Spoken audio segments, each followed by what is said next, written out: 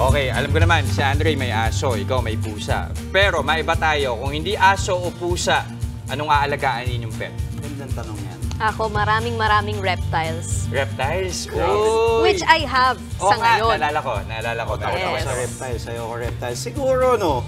Rabbit. Rabbit. Isda. Pwede. May mga fur. Ako siguro baka pagong. Pwede. Oo, ayan. Tinatanong ko yan kasi merong isang fitness coach sa Bulacan na eto, mga goldfish ang nakahiligang i-groom. Silipin nga natin sa report ni Monty Lopez.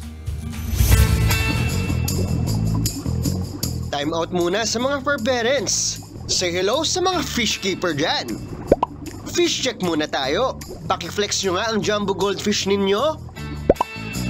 Meet Mako, ang fitness coach / goldfish groomer ng Marilao, Bulacan. Habi niya ang mag-fish keep ng goldfish. Cute gumalaw. Pag lumangoy talaga siya, parang siyang kumikembot. So, nakakatuwa rin lalo na pag napapataba nyo palalo, napapalaki sa inyo. At kung hanap mo ay jumbo goldfish, marami si Coach Mako niyan. Hindi lang isa, hindi lang dalawa, kundi 10 pa. Sipatin nyo nga, baka bigla kayong kindatan. Kwento ni Coach Mako, ang pagpapalaki ng goldfish parang pagpapaganda ng katawan ng tao. May programa sa proper workout at tamang pagkain.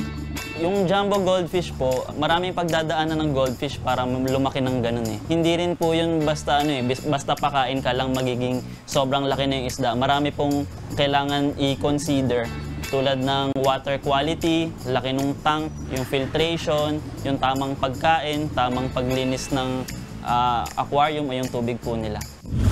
Matrabaho rin, ha?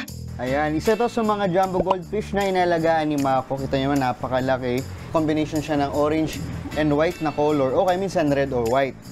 At itong, nakikita ko, itong sa tabi ko ay may edad na 1 year na siya.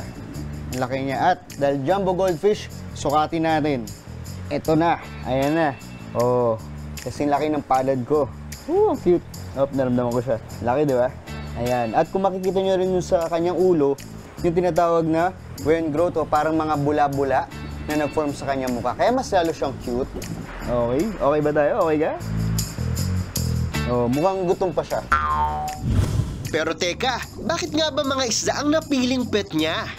Dahil gamay na raw ni Coach Mako ang magpalaki ng isda, first time niyang sumali ngayon sa contest sa goldfish grooming. Pagandahan at palakihan ng goldfish in 90 days. Dagdag pa ni Coach Mako, kailangan mas maging makulay at dapat walang tama ang palikpik. Good luck sa laban, Coach! Oops, saglit lang mga kapatid. Feeding time na ng mga cuties. Tandaan, ang pag-aalaga ng isda, hindi pwedeng tsambahan.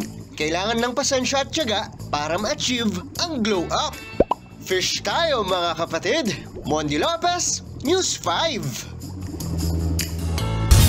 Dami palang itsura ng goldfish. Isa lang yung alam ko. May oranda, may bobblehead, may feeder goldfish. Dati rin kasi akong ng fish. Okay. At alam nyo ba na may pageant ang mga isda? Meron. May So, anong online requirement? group yan. Ganon. Iba-iba. Merong may pang goldfish, merong pang fighting fish. Ganon. Husgan talaga yung isda sa itsura niya. Kaya yung sinabi ni Kuya na dapat perfect ang Perfect ang feel. pal. Parang Miss You din pala yun, eh, no? Oo. Mga kapatid, Jess De Los Santos po. Iba na ang may alam at may pakialam sa panahon ngayon. Para sa tuloy-tuloy na balitaan sa Frontline kahit weekend, mag-follow at mag-subscribe